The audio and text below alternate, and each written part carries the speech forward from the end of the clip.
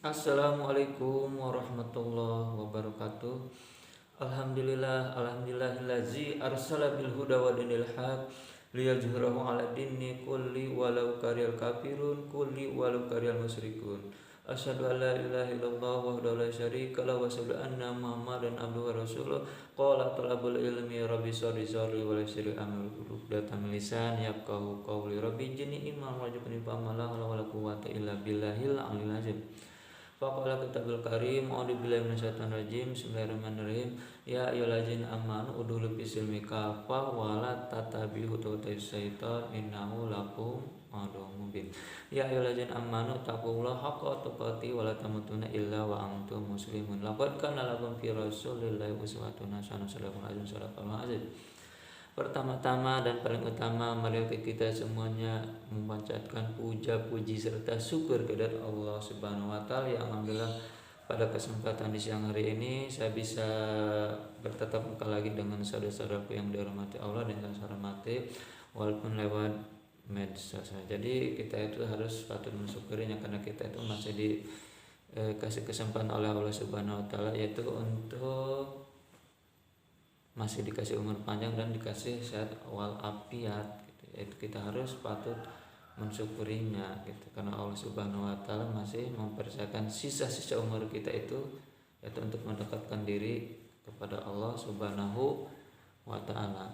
Cuma yang patut kita syukuri diantaranya itu ada nikmat iman, nikmat Islam, nikmat sehat, dan nikmat panjang umur yang alhamdulillah dengan 4 nikmat tersebut saya dan saudaraku ya bisa berbincang-bincang lagi walaupun lewat medsos gitu ya. Para master dan bahter dimanapun Anda berada, sebangsa dan setanah air, walaupun yang ada di luar negeri gitu, di Malaysia gitu ya, ataupun di Singapura, di Thailand, di Amerika gitu, di Jepang, di mana aja semuanya gitu ya. Salam persaudaraan sedunia gitu ya. Salam hormat saya kepada guru besar Muhammad Karjo dan salam hormat saya kepada guru-guru agama yang lainnya. Saya tidak akan menyebutkan satu persatu karena udah saya sebutkan di channel saya yang pertama, yaitu lihat aja channel yang pertama itu, yaitu di channel saya namanya Santri Angin PSS Banten. Jadi tolong bantu klik dan subscribe-nya, bukan cuma dilihat saja videonya tapi harus bantu klik dan subscribe dan ditambah bukan hanya dilihat saja tapi dipahami, dikaji, ditelah apa yang saya sampaikan gitu ya. Insya Allah bermanfaat bagi saudara-saudaraku yang dirahmati Allah, yang bagi yang melihat dan khususnya bagi saya pribadi. Salam serta salam sudah tetap tercurah dan terlimpahkan kepada manusia yang paling terpilih, manusia yang paling terhormat, manusia yang paling mulia, manusia yang udah menghancurkan kemusyrikan, kekafiran, kezaliman, kemunafikan, kefasikan, yaitu baginda alam kita Habibah wa Nabiyana Muhammad Rasulullah sallallahu alaihi wasallam, yang alhamdulillah beliau telah membawa umatnya dari zaman jahiliyah menuju zaman Islamiyah, dari alam gelap gulita menuju alam terang, dari alam kebodohan menuju alam kepintaran. Tidak lupa juga salawat serta salam semoga tetap tercurah dan terlimpahkan kepada para keluarganya, para sahabatnya, para tabi'in, para syuhada, para mujahid, para solihin, para kiai, para ulama, para ustadz, dan tidak lupa juga kepada para perawan. Saudara-saudaraku yang dirahmati Allah Subhanahu wa taala dan yang Allah muliakan dan yang saya hormati, insya Allah di sini saya akan berbagi ilmu lagi. Terus akan menjelaskan apa aja sih yang akan menolong kita kelak di alam kubur nanti, kelak di alam barzah nanti, kelak di akhirat nanti, apa saja yang akan menolong kita, yang akan membantu kita. Kenapa? Amal ilmu perbuatan, ya amal ilmu perbuatan itu emang benar, cuman ada yang lebih utamanya, apalagi sholat, ya sholat juga termasuk itu juga akan menolong kita. Berpuasa ya itu juga sama, menolong sama ya itu juga sama, semua yang berbuat insya Allah akan menolong kita. Cuman akan lebih jelas lagi, lebih detail lagi. Jadi begini, di hadis Rasulullah SAW yang akan menolong kita itu ada 3 perkara ya. Yang pertama sedekah jariyah, yang kedua ilmu bermanfaat, yang ketiga yaitu doa anak soleh dan solehah, yaitu akan menolong kita kelak dalam kubur nanti, kelak di alam barzah nanti, kelak di akhirat nanti. Itulah tiga perkara gitu ya.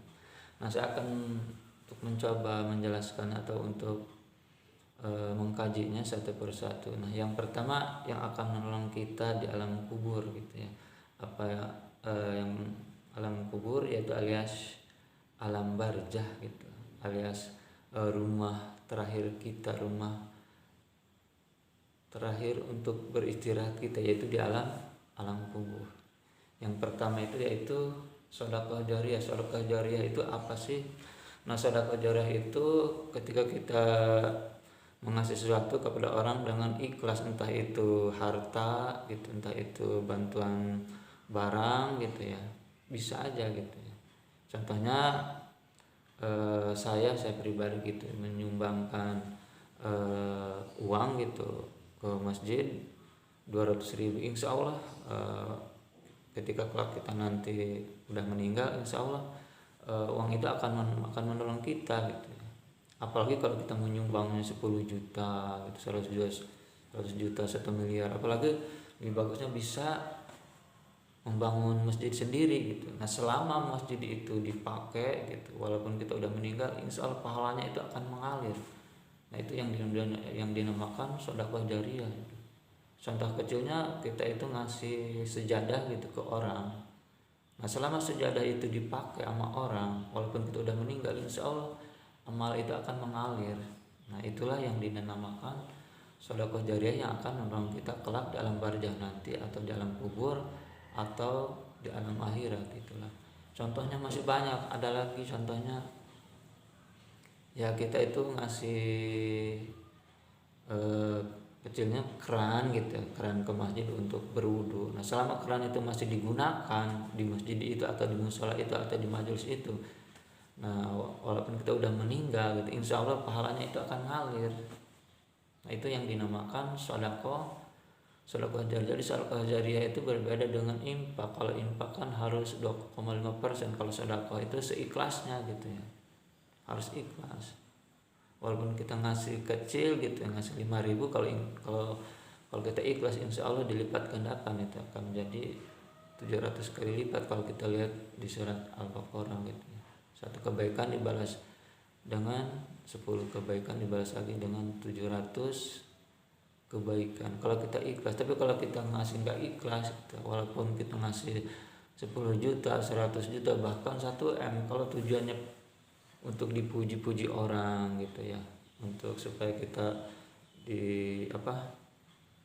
ialah intinya dipuji-puji, itu tidak mendapat pahala, karena tujuannya bukan karena Allah, karena pengen mendapat pujian, supaya pengen dihormati, dihargai, itu nggak bakal dapat pahala. Mendingan 100.000 tapi ikhlas gitu, insya Allah akan dapat pahala gitu, daripada 10 juta, 100 juta, 1 M gak ikhlas, itu kan sia-sia gitu.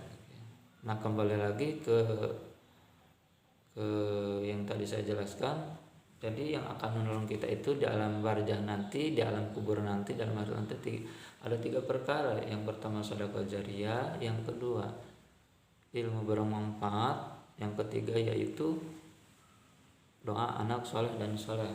Nah, tadi saya membahas yang pertama, yaitu sedekah jariyah itu seperti contohnya kita tadi yang saya jelaskan. Kalau kita mengasih apapun kepada orang dengan ikhlas gitu, dan mengharapkan ridhonya Allah, jangan mengharapkan pahala juga, dan jangan mengharapkan surganya juga. Kalau kita mengharapkan pahala, kalau Allah nggak ridho gitu, kita akan nggak akan mendapatkan pahala. Walaupun kita mengharapkan surganya Allah, kalau Allahnya nggak ridho, kira-kira dikasih nggak surga itu? Enggak kan? Nah, makanya karena Allah aja Kalau Allah udah ridho, insya Allah bakal dikasih. Tapi kalau Allah nggak ridho, yang bakal dikasih. Contohnya kita itu ngasih sesuatu kepada orang, apa minta sesuatu kepada si fulan, nah si fulan itu tidak ngasih, berarti tidak ridho. Padahal kita itu mengharapkan, untuk mengharapkan kasihannya, tapi orang itu nggak ridho, jadi nggak bakal dikasih, nggak bakalan dikasih sama. Nah, ketika kita bersedekah pun, beribadah pun kepada Allah pun harus karena Allah, jangan karena pengen dipuji-puji gitu. Soalnya banyak yang saya perhatikan, orang-orang itu ibadahnya karena Allah, karena pengen puji-puji gitu, seperti mau menolong orang, ngasih uang, bersedekah, ria gitu hukumnya, ria, pengen digembor-gembori gitu, itu nggak boleh gitu. Nah itu yang pertama, yaitu adalah sedekah jariyah. Nah yang kedua itu ilmu bermanfaat yang akan menolong kita. Nah ilmu bermanfaat itu seperti apa sih? Nah ilmu kita, ilmu agama kita, walaupun ilmu agama, walaupun ilmu duniawi, kalau tujuannya bermanfaat bagi orang lain, insya Allah itu akan menolong kita kelak kita di alam barzah nanti, kelak kita di alam kubur nanti. Contohnya, saya itu mengajarkan kepada si fulan, nah si fulan itu mengajarkan lagi kepada si A. Nah, saya itu udah meninggal contohnya. Nah selama si fulan itu mengajarkan terus kepada orang-orang, walaupun saya udah meninggal, insya Allah pahala itu akan mengalir terus kepada saya. Itulah yang dinamakan ilmu yang bermanfaat. Ya, contoh saya lagi, nggak usah orang lain lah, contoh saya mengajarkan kepada si A. Nah si A itu mengajarkan lagi kepada orang lain, saya itu udah meninggal gitu ya. Nah walaupun saya udah meninggal, pahala itu akan terus mengalir selama orang itu mengajarkan kebaikan, mengajarkan ilmu yang dapatnya dari saya dulu gitu. Dan seterusnya si A meninggal terus diajarkan lagi kepada si B. Nah walaupun si A udah meninggal, itu akan dapat pahala dari si B. Nah seterusnya seperti itu. Si B meninggal gitu ya, meninggal, akan mendapatkan pahala dari si C kalau dia mengamalkannya kepada si C gitu. Dan seterusnya itu yang dinamakan ilmu bermanfaat gitu ya. Entah itu ilmu agama, entah itu ilmu duniawi. Contohnya ilmu duniawi, ilmu matematika gitu ya, bahasa Indonesia, bahasa Sunda, bahasa Inggris gitu ya, bahasa Romawi, bahasa apa aja, yang penting ilmu itu bisa berguna atau bermanfaat bagi orang lain. Nah walaupun kita udah meninggal gitu, kalau orang itu masih digunakan ilmunya untuk berbuat baik itu, insya Allah kita itu akan tertolong ketika kita di alam kubur nanti, ketika di alam barzah nanti, ketika kita di akhirat nanti. Nah itulah yang kedua, yaitu ilmu yang bermanfaat. Nah dan yang ketiga itu yaitu doa anak soleh dan soleha. Nah insya Allah atas izin Allah doa kita itu nyampe walaupun orang tua kita itu udah meninggal.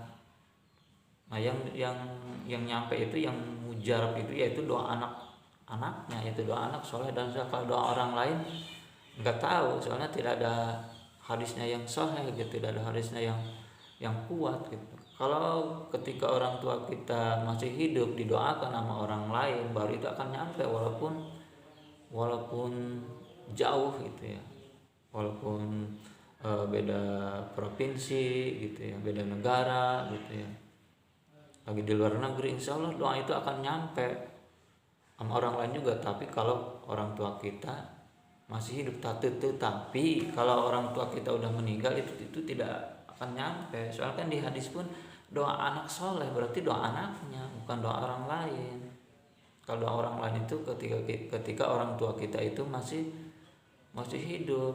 Jadi tolonglah bagi orang-orang yang orang tuanya udah tidak ada gitu ya, entah itu bapaknya, entah itu ibunya, tolonglah doakanlah sama kalian, sama anak-anaknya. Kalau kalian merasa anaknya, kalau kita merasa kasihan gitu, tolonglah bantu doa gitu.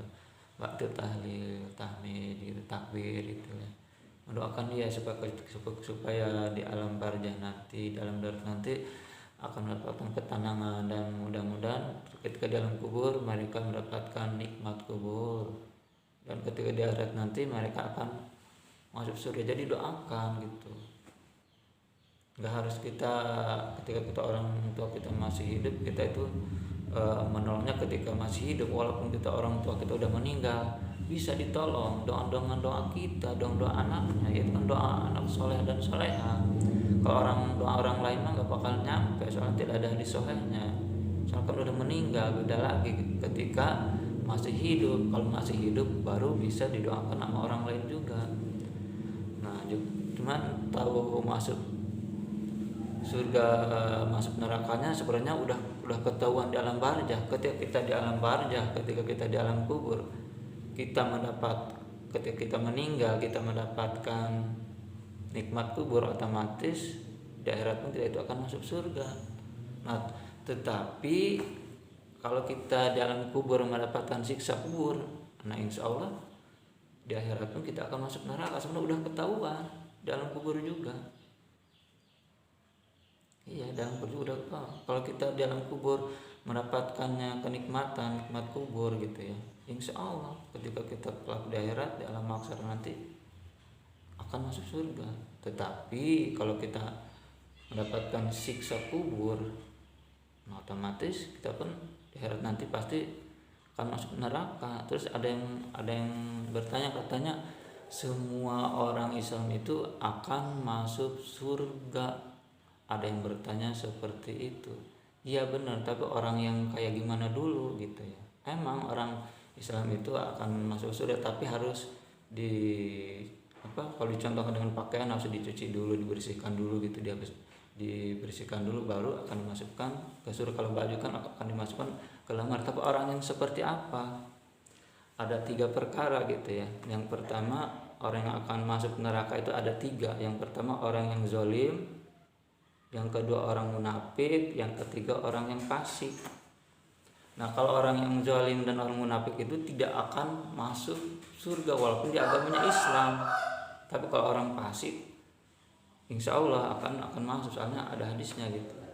Nah, kalau orang zalim itu seperti apa? Dia itu agamanya agama Islam, KTP-nya KTP Islam, tapi selama hidupnya dia itu tidak pernah berbuat baik, tidak pernah melaksanakan sholat, tidak pernah berpuasa, tidak pernah membaca Al-Quran, tidak pernah menolong sesama.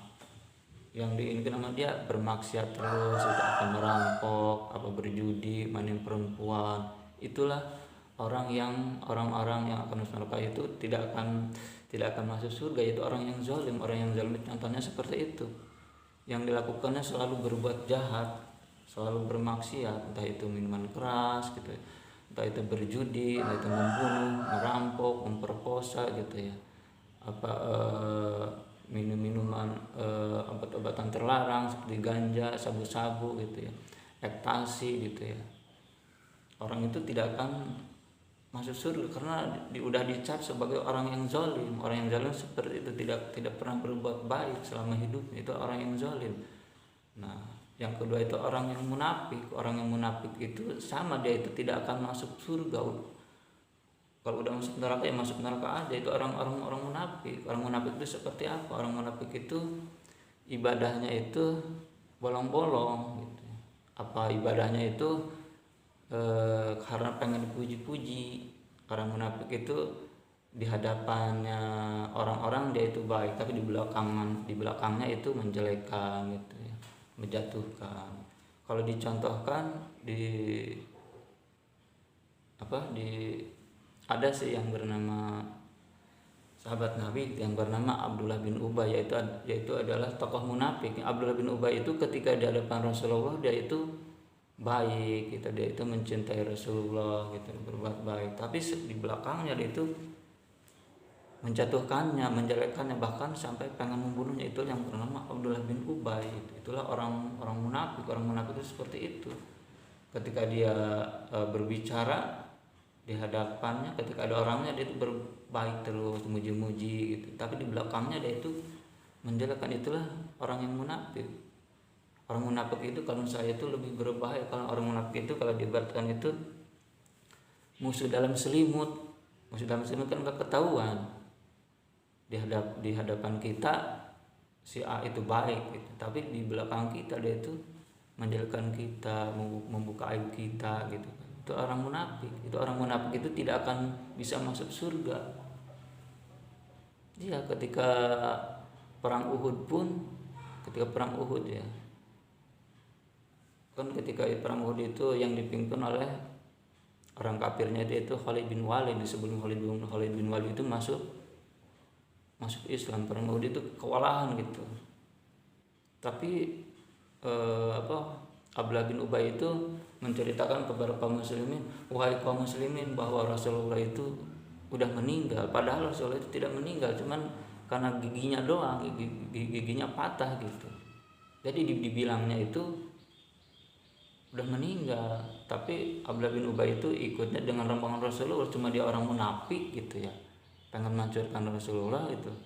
Makanya diada-adakan kepada panglima muslim, diceritakan bahwa Rasulullah meninggal gitu. Makanya ketika perang Uhud itu banyak orang yang meninggal gitu ya, banyak bukannya kalah sih sebenarnya mah, cuman banyak orang yang meninggal ketika perang Uhud. Tapi beda lagi ketika perang Badar. Ketika perang Badar mah yang banyak itu yang meninggal itu yaitu orang-orang kafir gitu ya, bukan orang muslim gitu. Nah itulah orang munafik, orang zalim tidak akan bisa masuk surga. Tapi kalau orang fasik masih bisa. Nah orang fasik itu seperti apa? Orang fasik itu dicampur adukan gitu. Contohnya sholatnya masih bolong-bolong, ngajinya masih bolong-bolong, masih berbuat baik, kadang dia berbuat baik, kadang dia berbuat jahat, kadang dia berbuat zalim. Itulah orang yang fasik.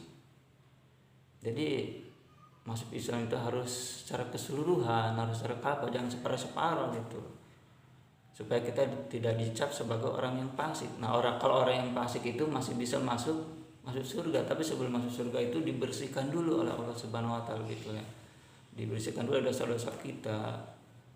Kalau dicontohkan itu seperti pakaian kotor, harus dibersihkan, harus diapa dulu, harus dirinsol dulu, direndam dulu gitu ya di air gitu ya, supaya bersih. Setelah bersih baru dimasukkan ke lemari. Sebelum dimasukkan ke lemari kan harus digosok dulu biar rapi. Sama gitu. Ketika kita masuk neraka pun seperti itu, orang-orang yang fasik dibersihkan dulu dosa-dosa kita gitu ya, disiksa dulu. Mungkin ada yang dipukul pakai palu, ada yang diragaji, mungkin ada yang ditusuk, mungkin ada yang bermacam-macam dari segala arah itu. Tapi yang menyiksa itu yaitu bukan malaikat Malik. Kalau malaikat Malik itu cuma menjaga. Kalau yang menyiksa itu yaitu malaikat Jabaniyah, itu yang akan menyiksa orang-orang yang berdosa ketika di neraka nanti gitu. Nah jadi orang yang fasik itu bisa masuk surga tetap. Tapi kalau orang zalim, orang munafik, walaupun di agamanya Islam, dia itu selamanya tidak akan masuk surga. Tapi kalau orang-orang beriman, orang bertakwa, insya Allah dia itu langsung masuk surga, walaupun ada pertanggungjawabannya gitu ya. Ada ibaratnya ada pertanggungjawabannya ketika kelak darat nanti gitu. Tapi kalau orang zalim, orang munafik itu tidak akan masuk surga. Kalau orang fasik masih bisa. Makanya kita itu kalau bisa dicapnya itu sebagai orang beriman, sebagai orang bertakwa, supaya kita itu tidak mengalami kayak orang yang fasik, disiksa dulu di neraka baru dimasukkan ke surga. Apalagi kalau kita dicap sebagai orang zalim, sebagai orang munafik, wah itu bahaya sekali. Karena bahayanya tidak akan dimasukkan ke surga, udah disiksa terus selama-lamanya, beribu-ribu tahun, bahkan nggak ada ujungnya gitu ya. Kan nggak bakal kiamat, kan udah kiamat.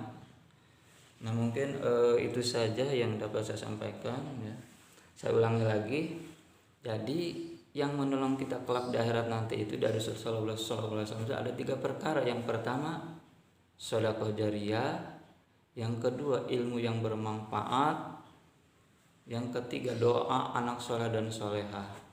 Dan yang akan masuk surga itu ada 3 ada dua golongan antara orang beriman dan orang fasik. Kalau orang zalim, orang munafiknya yaitu tidak akan bisa masuk surga terus dan seterusnya akan masuk neraka gitu ya. Makanya rubahlah hidup kita menjadi orang yang lebih baik. Iman kita itu harus meningkat, terus meningkatnya itu bukan kayak tanjakan. Kalau tanjakan kan kadang nurun, kadang nanjak, kadang nurun kan, tapi harus seperti tangga. Tangga kan yang pertama nanjak dulu terus datar, nanjak dulu datar lagi, nanjak dulu terus dan terus meningkat. Itulah lebih bagusnya keimanan dan ketakwaan kita itu seperti tangga gitu, bukan seperti tanjakan gitu. Mungkin itu saja yang saya dapat saya sampaikan, kurang lebihnya mohon maaf. Namanya juga saya masih belajar, cuma saya tahu dari hadis Rasulullah sampaikan dari walaupun satu ayat itulah yang membuat hati saya mau menyampaikannya, walaupun kata-kata saya masih berpatah-patah, belum lancar gitu. Itu yang membuat hati saya berbagi ilmu kepada saudara-saudara, khususnya bagi saya pribadi. Saya tutup saja, karena kebenaran datangnya mutlak dari Allah Subhanahu wa taala dan kesalahan datang dari hawa nafsu saya pribadi. Jazakumullahu khairan katsira. Wabillahi taufiq wal hidayah. Wassalamualaikum warahmatullahi taala wabarakatuh. Salam persaudaraan sedunia.